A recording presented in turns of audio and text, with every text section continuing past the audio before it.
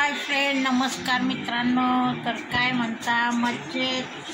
काय म्हणते तुमच्याकडे आमच्याकडे पाऊस. आज पावसाचा तिसरा दिवस आहे. 2 दिवस झाले संध्याकाळपासून येत होता. आज सकाळी 11 वाजेपासून पाऊस चालू. असला छान पाऊस चालू आहे, मुसळधार. घरात गार वाटायला लागलं.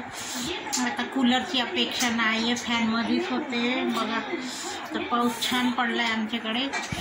तर आता आमचे मुलं घरातच आहे, बाहेर जायचं त्यांना चान्स नाही आहे. पप्पांना म्हणत होते, पप्पा उद्या संडे आपण फिरायला जाऊ. पप्पा पण त्यांचे हो म्हटले. पण आज सकाळपासूनच 11 वाजेपासूनच पाऊस लागला. पाऊस चालू झाल्यामुळे काल तर रात्री हे इतके भिजले होते, गुडघे इतका पाऊस होता पुण्यात.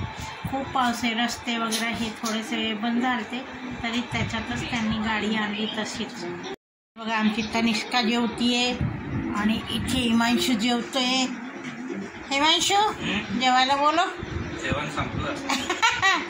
जेवण झालं. आता जेवण झाल्यावर बघा आज शेवग्याची शेंगा आणि चपातीच केली शॉर्टकट. आणि माझं आणि तनुच्या पप्पांचं जेवण झाले, ते गेले बाहेर चक्कर मारायला. हे बघा पाऊस चालू झाला, पाऊस भरपूर आहे. हे बघा आमच्या इथे पाणी साठून गेलेलं आहे. आता पाणी साठायला लागले इकडे मागे. हे बघा इथे कसं वल्ल झालं, टोकाचं पाणी साठलंय.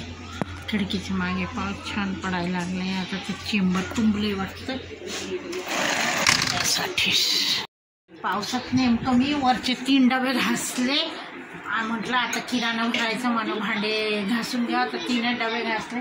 ते बघा थोडंसं किराणा संपला आहे. आता किराणा पण आणायचं आहे. सगळे आता डबे कधी वाळायचे, जेव्हा वाळतील तेव्हा पण पुसून ठेवणार आहे मी. हे बघा 1 डबा इथं, 1 डबा इथे, 1 डबा त्या बाहेर गाडीवर, सगळीकडे ठेवलं. हे बघा पावसाने कसलं भिजलं आहे. हे बघा पावसाने. आता एवढे भांडे झाले. आता जेवणाचे भांडे निघाले.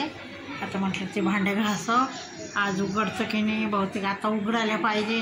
ते पाय पुसणे वगैरे सगळं धुवून टाकले मी.